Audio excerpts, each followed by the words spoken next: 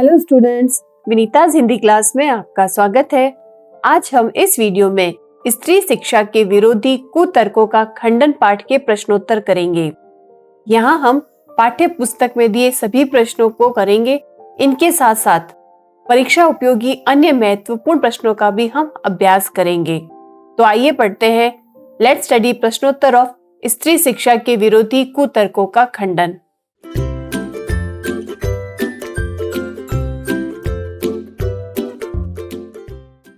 कुछ पुरातन पंथी लोग स्त्रियों की शिक्षा के विरोधी थे। द्विवेदी जी ने क्या क्या तर्क देकर स्त्री शिक्षा का समर्थन किया है? तो कुछ पुरातन पंथी लोग स्त्रियों की शिक्षा के विरोधी थे। द्विवेदी जी ने अनेक तर्कों के द्वारा उनके विचारों का खंडन किया है। प्राचीन काल में भी स्त्रियां शिक्षा ग्रहण करती थी। सीता, शकुंतला, रुक्मिणी आदि महिलाएं इसका उदाहरण हैं। वेदों पुराणों में भी इसका प्रमाण मिलता है। प्राचीन युग में अनेक पदों की रचना भी स्त्रियों ने की थी। यदि गृह कलह स्त्रियों की शिक्षा का ही परिणाम है तो मर्दों की शिक्षा पर भी प्रतिबंध लगाना चाहिए, क्योंकि चोरी, डकैती, रिश्वत लेना, हत्या जैसे दंडनीय अपराध भी मर्दों की शिक्षा का ही परिणाम है। और जो लोग यह कहते हैं कि पुराने जमाने में स्त्रियां नहीं पढ़ती थी, वे या तो इतिहास से अनभिज्ञ है या अनजान है, या फिर समाज के लोगों को धोखा देते हैं। अगर ऐसा था भी कि पुराने जमाने की स्त्रियों की शिक्षा पर रोक थी, तो उस नियम को हमें तोड़ देना चाहिए, क्योंकि ये समाज की उन्नति में बाधक है। अगला प्रश्न, स्त्रियों को पढ़ाने से अनर्थ होते हैं। कुतर्कवादियों की इस दलील का खंडन द्विवेदी जी ने कैसे किया? अपने शब्दों में लिखिए। तो स्त्रियों को पढ़ाने से अनर्थ होते हैं। कुतर्कवादियों की इस दलील का खंडन करते हुए द्विवेदी जी ने कहा है कि पढ़ने लिखने में ऐसी कोई बात नहीं है जिससे अनर्थ हो या किसी का बुरा हो। अनर्थ तो पढ़े लिखों या अनपढ़ों दोनों का ही हो सकता है, दोनों से भी हो सकता है। अनर्थ के कारण तो और ही होते हैं। वे व्यक्ति विशेष की चाल देखकर भी जाने जा सकते हैं। यदि कोई स्त्रियों को पढ़ाना अनर्थकारी समझे तो दोष स्त्रियों को पढ़ाने में नहीं बल्कि उस शिक्षा प्रणाली में है। इसलिए स्त्रियों को अवश्य पढ़ाना चाहिए।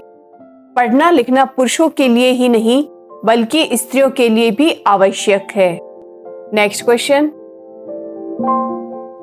द्विवेदी जी ने स्त्री शिक्षा विरोधी कुतर्कों का खंडन करने के लिए व्यंग्य का सहारा लिया है। जैसे, यह सब पापी पढ़ने का अपराध है, ना वे पढ़ती ना वे पूजनीय पुरुषों का मुकाबला करती। आप ऐसे अन्य अंशों को निबंध में से छांट कर समझिए और लिखिए। तो आपको अपनी पाठ्य पुस्तक में से उन वाक्यों को दोहराना है जो कि द्विवेदी जी ने लिखे हैं इनके कुतर्कों का खंडन करने के लिए। तो उसमें से कुछ व्यंग्य निम्नलिखित है। अच्छा, तो उत्तर रामचरित में ऋषियों की वेदांत पत्नियां कौन सी भाषा बोलती थी? उनकी संस्कृत क्या कोई संस्कृत थी? और उसी तरीके से जिन पंडितों ने गाथा सप्तशती, सेतु बंधु महाकाव्य और कुमार पालचरित आदि ग्रंथ प्राकृत में बनाए हैं, वे अपढ़ और गंवार थे। तो हिंदी के प्रसिद्ध अखबार के संपादक को भी आप अपढ़ और गंवार कहा जा सकता है। अपढ़ से तात्पर्य अनपढ़ ही होता है। पुराने ग्रंथों में अनेक प्रगल्भ पंडिताओं के नामोल्लेख देखकर भी कुछ लोग भारत की तत्कालीन स्त्रियों को मूर्ख, अपढ़ और गंवार बताते हैं। इस तर्क शास्त्रज्ञता और न्यायशीलता की बलिहारी। और स्त्रियों के लिए पढ़ना कालकूट और पुरुषों के लिए पीयूष का घूट।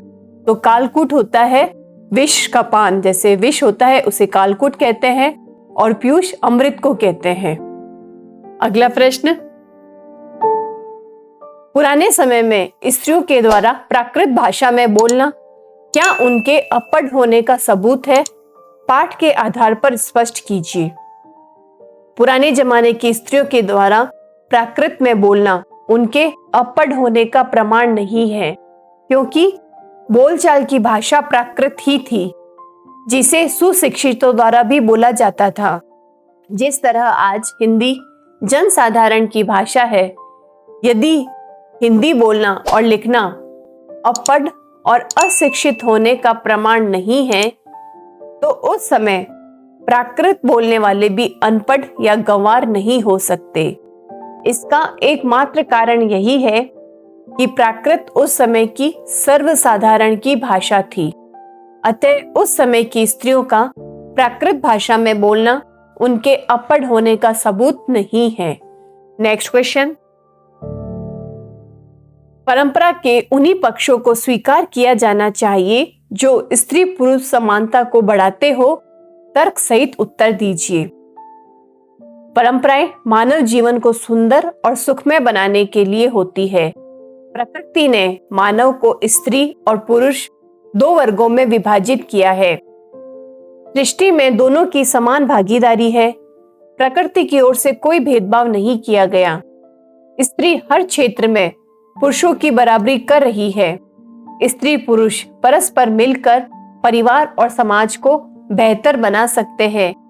इस कारण दोनों का प्रत्येक क्षेत्र में समान योगदान होता है। जहां तक परंपरा का प्रश्न है, परंपराओं का स्वरूप पहले से बदल गया है। अतः परंपरा के उन्हीं पक्षों को स्वीकार किया जाना चाहिए जो स्त्री पुरुष की समानता को बढ़ाते हैं। अगला प्रश्न। तब की शिक्षा प्रणाली और अब की शिक्षा प्रणाली में क्या अंतर है, स्पष्ट कीजिए। पहले की शिक्षा प्रणाली और आज की शिक्षा प्रणाली में बहुत परिवर्तन आया है। तब की शिक्षा प्रणाली में स्त्रियों को शिक्षा से वंचित रखा जाता था। पहले शिक्षा प्राप्त करने के लिए विद्यार्थियों को गुरुकुल में रहना जरूरी था, परंतु आज शिक्षा प्राप्त करने के लिए विद्यालय है। पहले शिक्षा एक वर्ग तक सीमित थी, लेकिन आज किसी भी जाति के तथा वर्ग के लोग शिक्षा प्राप्त कर सकते हैं। आज की शिक्षा प्रणाली में स्त्री पुरुषों की शिक्षा में अंतर नहीं किया जाता है। पहले की शिक्षा में जहां जीवन मूल्यों की शिक्षा पर बल दिया जाता था, वहीं आज व्यावसायिक तथा व्यवहारिक शिक्षा पर बल दिया जाता है। गुरुकुल परंपरा भी लगभग समाप्त सी हो चली है। अगला प्रश्न। महावीर प्रसाद द्विवेदी का निबंध उनकी दूरगामी और खुली सोच का परिचायक है, कैसे? महावीर प्रसाद द्विवेदी जी का निबंध स्त्री शिक्षा का विरोध करने वालों तथा कुतर्क प्रस्तुत करने वालों पर व्यंग्य और उनकी सोच में बदलाव लाने का प्रयास है। द्विवेदी जी ने देखा कि समाज में स्त्री की दीनहीन दशा का कारण शिक्षा की कमी है। यह कमी समाज का तथाकथित सुधार करने का ठेका लेने वालों की ही देन है। ऐसे लोगों के हर कुतर्क का जवाब देते हुए द्विवेदी जी ने पौराणिक और रामायण से जुड़े उदाहरण ही नहीं पेश किए, वरन स्त्री शिक्षा की अनिवार्यता और आवश्यकता पर जोर दिया। इससे स्पष्ट होता है कि यह निबंध उनकी दूरगामी और खुली सोच का परिचायक है। अगला प्रश्न। द्विवेदी जी की भाषा शैली पर एक अनुच्छेद लिखिए। यहाँ आपको उनकी भाषा शैली की विशेषता बतलानी है। द्विवेदी जी की गणना एक ओर जहां उच्च कोटि के निबंधकारों में की जाती है, वहीं उन्हें भाषा सुधारक भी माना जाता है। उन्होंने अपने अथक प्रयास से हिंदी को परिष्कृत करते हुए सुंदर रूप प्रदान किया। उनकी भाषागत विशेषता में प्रमुख है संस्कृतनिष्ठ शब्दावली का प्रयोग। उनकी रचना में आम बोलचाल के शब्दों के अलावा उर्दू के शब्द भी हैं। उनके लंबे वाक्य भाषा में कहीं भी बोझिलता नहीं आने देते। उनकी भाषा भावों की अभिव्यक्ति में पूरी तरह सफल हुई है। मुहावरों के प्रयोग से भाषा सजीव हो उठी है। उनकी व्यंग्यात्मक शैली इतनी प्रभावशाली है कि पाठकों के अंतर्मन को छू जाती है। नेक्स्ट क्वेश्चन, भाषा अध्ययन संबंधित प्रश्न है आपके ये। इसमें है कि निम्नलिखित अनेकार्थी शब्दों को ऐसे वाक्यों में प्रयुक्त कीजिए जिनमें उनके एकाधिक अर्थ स्पष्ट हो। जैसे शब्द दे रखा है उसको आपको ऐसे वाक्य में बदलना है, शब्द वही हो परंतु उसका अर्थ अलग अलग हो। जैसे शब्द है चाल, तो इस चाल का हम 2 वाक्य बनाएंगे। राधा को पुरस्कार देना उसकी चाल है, तो यहां चाल से तात्पर्य होगा चालाकी। और इसी शब्द का एक और वाक्य में प्रयोग बनाते हुए, अपनी चाल को तेज करो, तो यहां चाल से तात्पर्य होगा चलना या गति। शब्द एक परंतु उनके अर्थ अलग अलग। अगला है दल, तो उस दल का नेता बहुत अच्छे स्वभाव वाला है, तो यहां दल से तात्पर्य हो गया टोली। इसी का एक अन्य उदाहरण, फूल का दल बहुत कोमल है, तो यहां फूल का दल से तात्पर्य फूल की पंखुड़ियां होगी। नेक्स्ट है, मैंने अपने भाई को एक पत्र लिखा, तो यहां पत्र एक चिट्ठी के लिए काम में आया है। और अन्य वाक्य में पेड़ से पत्र गिर रहा है, तो पत्र हो गया पत्ती, या पेड़ से पत्ता या पत्ती गिर रहे हैं। अगला है हरा, पत्तों का रंग हरा होता है, हरा यहां रंग से तात्पर्य है। और अगले वाक्य में इतनी गर्मी होने के बाद भी बगीचा अभी भी हरा भरा है, तो यहां हरा ताजा को संबोधित कर रहा है। नेक्स्ट है पर, तुमने उस पक्षी के पर क्यों काट दिए, तो यहां पर से तात्पर्य हो गया पंख। अन्य वाक्य में तुम उसे नहीं जानते पर मैं उसे अच्छी तरह से जानती हूं, और यहां पर से तात्पर्य हो गया लेकिन। तो शब्द एक परंतु अर्थ अलग अलग है यहां पर। नेक्स्ट क्वेश्चन, नेक्स्ट है इसमें फल, इस पेड़ के फल बहुत मीठे हैं, तो यहां फल से तात्पर्य है खाने वाला फल। अगला है इसमें अच्छे कार्य का फल हमेशा अच्छा ही होता है, और यहां फल का तात्पर्य हो गया परिणाम। नेक्स्ट है कुल, ऊंचे कुल में जन्म लेने से कोई ऊंचा नहीं हो जाता, तो यहां कुल से तात्पर्य हो गया वंश। और इस वाक्य में हमारे देश की कुल आबादी कितनी होगी, तो यहां कुल का हो गया पूरा। बढ़ते हैं अगले प्रश्न की तरफ। ये तो थे आपके पाठ्य पुस्तक के प्रश्न। अब हम पढ़ेंगे एक्स्ट्रा क्वेश्चंस या अन्य पाठ्येतर प्रश्न।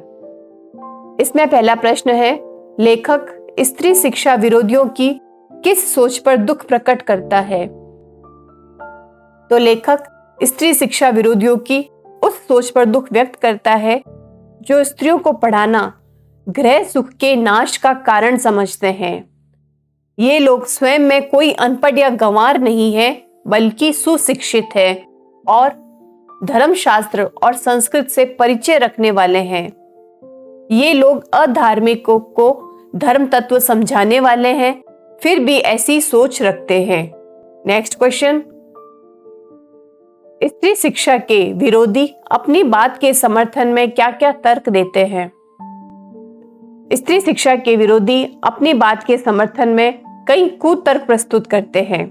जैसे स्त्रियों के प्राकृत बोलने से ज्ञात होता है कि इतिहास पुराण आदि में उनको पढ़ाने की नियमबद्ध प्रणाली नहीं थी।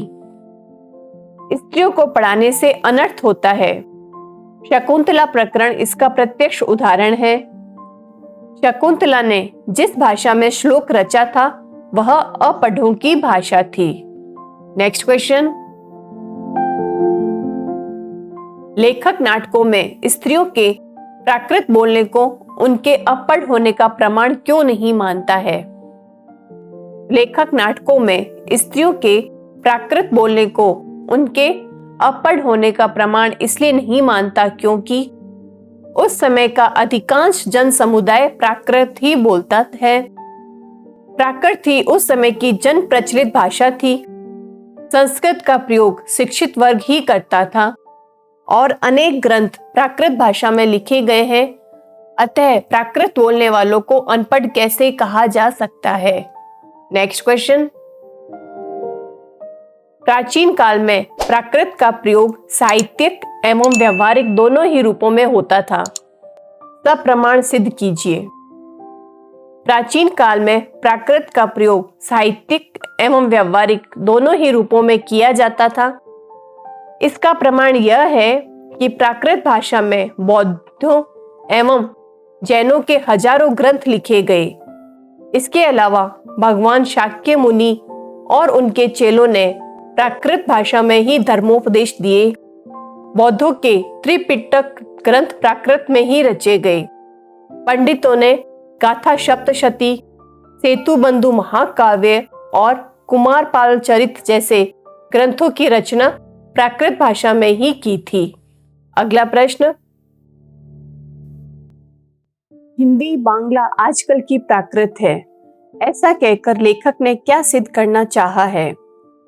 तो जिस प्रकार हिंदी, बांग्ला, मराठी आदि भाषाएं पढ़कर हम इस जमाने में सभ्य, सुशिक्षित और विद्वान हो सकते हैं तथा इन्हीं भाषाओं में नाना प्रकार के साहित्य और समाचार पत्र पढ़ते हैं, उसी प्रकार उस जमाने में शौरसेनी, मागधी, पाली भी भाषाएं थी जिनमें साहित्य रचे गए और ये भाषाएं जन समुदाय द्वारा व्यवहार में लाई जाती थी। इस आधार पर लेखक ने यह सिद्ध करना चाहा है कि प्राकृत बोलने को हम अपढ़ नहीं कह सकते हैं। अगला प्रश्न,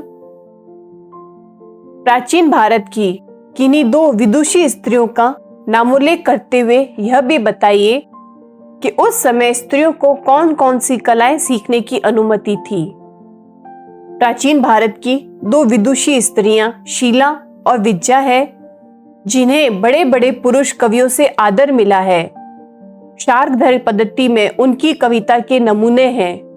उस काल में कुमारी लड़कियों को चित्र बनाने, नाचने, गाने, बजाने, फूल चुनने, हार गूंथने और पैर मलने जैसी अनेक कलाएं सीखने की अनुमति थी। अगला प्रश्न, स्त्री शिक्षा विरोधी स्त्रियों के लिए पढ़ना कालकूट क्यों समझते थे? स्त्री शिक्षा विरोधी कभी नहीं चाहते थे कि स्त्रियां पढ़ लिखकर आगे बढ़े।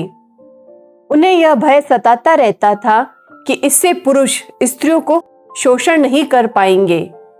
उनके सत्य असत्य को चुनौती मिलनी शुरू हो जाएगी। वे अपने अभिमान पर इस तरह की चोट सहन नहीं कर सकते थे। अत्रि ऋषि की पत्नी द्वारा पत्नी धर्म पर घंटों व्याख्यान देना, गार्गी द्वारा ब्रह्मवादियों को हराना, मंडन मिश्र की सहधर्मिणी द्वारा शंकराचार्य के छक्के छुड़ाने को आश्चर्यजनक और पाप समझते थे। इसलिए उनकी दृष्टि में स्त्रियों को पढ़ाना कालकूट जैसा था। नेक्स्ट क्वेश्चन, लेखक ने स्त्री शिक्षा के समर्थन में किस पौराणिक ग्रंथ का उल्लेख किया है? उसका कथ्य संक्षेप में स्पष्ट कीजिए। लेखक ने स्त्री शिक्षा के समर्थन में तर्क प्रस्तुत करते हुए श्रीमद् भागवत नामक पौराणिक ग्रंथ दशम स्कंद के उत्तरार्ध का 53वां अध्याय का उल्लेख किया है, जिसमें रुक्मिणी हरण की कथा लिखी है। इसका कथ्य यह है कि रुक्मिणी ने एकांत में एक लंबा चौड़ा खत लिखकर ब्राह्मण के हाथों श्री कृष्ण को भिजवाया था। उस ग्रंथ में रुक्मिणी की विद्वता, उनके पढ़े लिखे होने का उल्लेख मिलता है। अगला प्रश्न,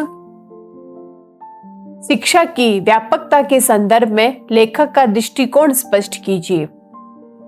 शिक्षा की व्यापकता के संदर्भ में लेखक का दृष्टिकोण है कि वह शिक्षा को अत्यंत व्यापक मानता है, जिसमें सीखने योग्य अनेक विषयों का समावेश हो सकता है। लेखक देश काल और परिस्थिति के अनुरूप शिक्षा में बदलाव का पक्षधर है। वह चाहता है कि शिक्षा प्रणाली में भी सुधार करते रहना चाहिए तथा क्या पढ़ाना है, कितना पढ़ाना है, कहाँ पढ़ाना है आदि विषयों पर बहस करके इसकी गुणवत्ता में सुधार करना चाहिए और इसे समान रूप से सभी के लिए उपयोगी बनाए रखने पर विचार करना चाहिए। अगला प्रश्न, स्त्री शिक्षा के विरोधी कुतर्कों का खंडन पाठ का प्रतिपाद्य स्पष्ट कीजिए उद्देश्य स्पष्ट कीजिए। स्त्री शिक्षा के विरोधी कुतर्कों का खंडन पाठ में स्त्रियों के लिए शिक्षा की उपयोगिता एवं प्रासंगिकता पर प्रकाश डालते हुए इसे समाज की उन्नति के लिए अत्यावश्यक बताया गया है। लेखक ने समाज में स्त्री शिक्षा विरोधियों के कुतर्कों का जवाब देते हुए अपने तर्कों के माध्यम से लोहा लेने का प्रयास किया है। वे उन्हीं परंपराओं को अपनाने का आग्रह करते हैं जो स्त्री पुरुष दोनों के लिए समान रूप से उपयोगी हो। वे लोगों से स्वविवेक से फैसला लेने तथा शिक्षा के प्रति गलत रूढ़ियों को त्यागने का आग्रह करते हैं। हर काल में स्त्री शिक्षा को प्रासंगिक एवं उपयोगी बताते हुए अनेकानेक उदाहरणों का उल्लेख किया है। तो स्टूडेंट्स, इन प्रश्नोत्तर के बाद अगले वीडियो में हम इसके एमसीक्यू करेंगे, तो हमसे जुड़े रहिए। वीडियोस को लाइक करें, कमेंट करें और प्लीज चैनल सब्सक्राइब भी करें। Thank you and all the best.